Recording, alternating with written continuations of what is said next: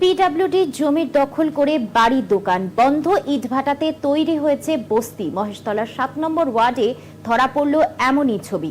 স্থানীয়দের অভিযোগ, প্রশাসন এ বিষয়ে জেনেও কোনো পদক্ষেপ নেয়নি। ওয়ার্ডের কাউন্সিলরের দাবি, নির্দিষ্ট দফতরকে এ বিষয়ে জানানো হয়েছে। মহেশতলার 7 নম্বর ওয়ার্ডে পিডব্লিউডি জমি দখল করে কোথাও তৈরি হয়েছে বাড়ি, কোথাও আবার দোকান। ইটভাটার কয়েকশো একর জমিতেও দখল নিয়ে তৈরি হয়েছে বস্তি।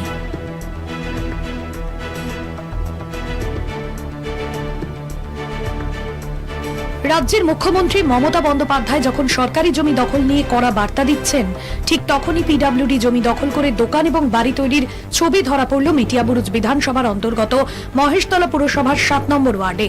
পিডব্লিউডি জমি দখল করে কোথাও নির্মাণ হয়েছে বাড়ি, কোথাও আবার দোকান। 7 নম্বর ওয়ার্ডে হুগলি নদীর তীরে ছিল বেশ কয়েকটি ইটভাটা। কয়েকশো একর জমি নিয়েই ছিল এই ইটভাটাগুলি। তবে বর্তমানে সেই ইটভাটাগুলি বন্ধ হয়ে পড়ে রয়েছে, আর সেখানেই তৈরি হয়েছে বস্তি।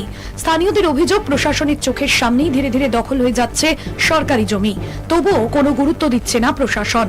আরো জানা গিয়েছে, পিডব্লিউডি জমি দখল করে যারা বাড়ি বানিয়েছেন তারা তৃণমূল কর্মী। প্রশাসনের চোখের সামনেই হচ্ছে, প্রশাসন নির্বিকার।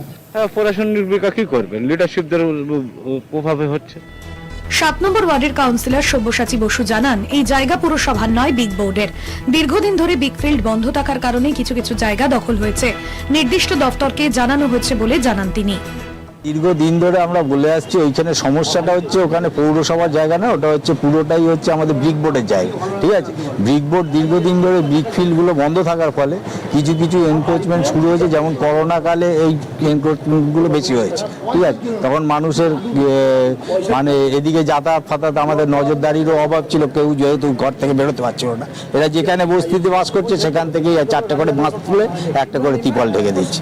এইভাবে আমরা নির্দিষ্ট দপ্তরকেও আমরা জানিয়েছি। পিডব্লিউডি জমি দখল নিয়ে কাউন্সিলর আরো জানান, কোনো বেআইনি কাজকে প্রশ্রয় দেওয়া হয় না। কিছু ক্ষেত্রে গাফিলতির কথা স্বীকার কাউন্সিলরের। শুভ্রজিৎ চক্রবর্তীর রিপোর্ট, কলকাতা টিভি।